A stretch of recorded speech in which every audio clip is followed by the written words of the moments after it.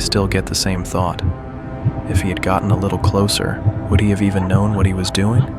And how far would he have gone before someone stopped him? Night shiny. If you ever go hiking with someone you love, remember this. The scariest thing on the trail usually isn't an animal, it's another person.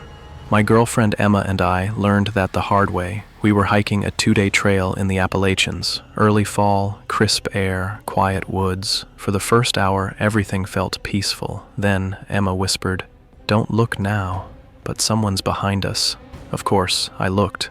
About 250 feet behind us was a man, alone, wearing a dark jacket, carrying no backpack, no water, no gear of any kind, just empty hands swinging by his sides. At first I laughed it off. Maybe he was just walking fast and we'd let him pass. But he never passed. He kept the exact same distance behind us, not closing in, not falling back. And when we stopped to drink water, he stopped too, instantly, like someone pressed pause on him. He didn't pretend to look at the trees, didn't bend down, didn't check his phone. He just stood there, facing us.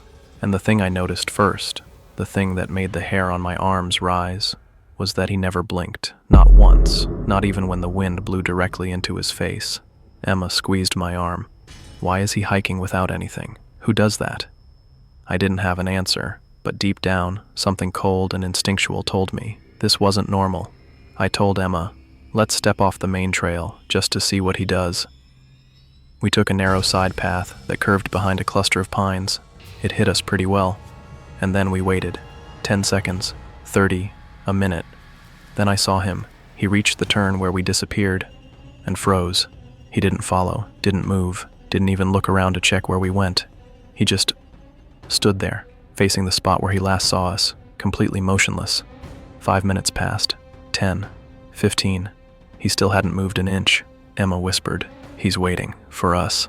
I could feel my pulse in my throat. We quietly took a smaller, rocky trail that looped back downhill toward the parking area. Faster, but harder. When we were about halfway down, I dared to look uphill. He was moving again, down the same direction we were, keeping the exact same distance as before. I felt sick. This wasn't coincidence anymore. When we finally reached the parking lot, I felt relief wash through me. People, cars, noise, safety. We walked quickly toward our car, trying to act normal. Then he stepped out of the tree line. Up close, he looked worse than I expected. Pale, hollow cheeks, stone-still expression. Eyes wide and unblinking, like he was forcing them open. He stopped about 30 feet away from us and just stared, not at both of us, at me. When I unlocked the car, he lifted his hand, slowly, deliberately, and pointed at my trunk, not aggressively, just pointed, as if he expected us to open it. Emma whispered, "Get in the car, please." I hesitated for a moment, and when I glanced at his wrist, I saw something I hadn't noticed earlier. A hospital bracelet, fresh, still tight, with the letters, Psych Unit, ELR Discharge. He lowered his hand. Then, for the first time since we first saw him, he blinked. One slow, unnatural blink. I got into the car so fast I almost ripped the door off. We drove away before he even took a step. He didn't chase. He didn't shout. He didn't move. He just watched us drive off until he disappeared in the rearview mirror. The next morning, after the fear turned into a pit of dread, I called the nearest regional hospital. And when I described the man, the nurse's voice changed instantly. "That sounds like a patient who was discharged yesterday. He slipped out of his brother's car while they were driving past the park." She hesitated, then added, "He has a dissociative condition. He fixates on strangers he mistakes for family members. Sometimes he follows them for hours."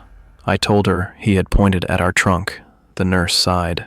"He probably thought he was helping you load something. He tries to be useful when he's scared. He doesn't understand people find him frightening." That should have made me feel better. It didn't, because when I replay it in my head, him matching our pace, stopping when we stopped, watching us without blinking, walking down that rocky trail without gear, without water, without anything, I still get the same thought.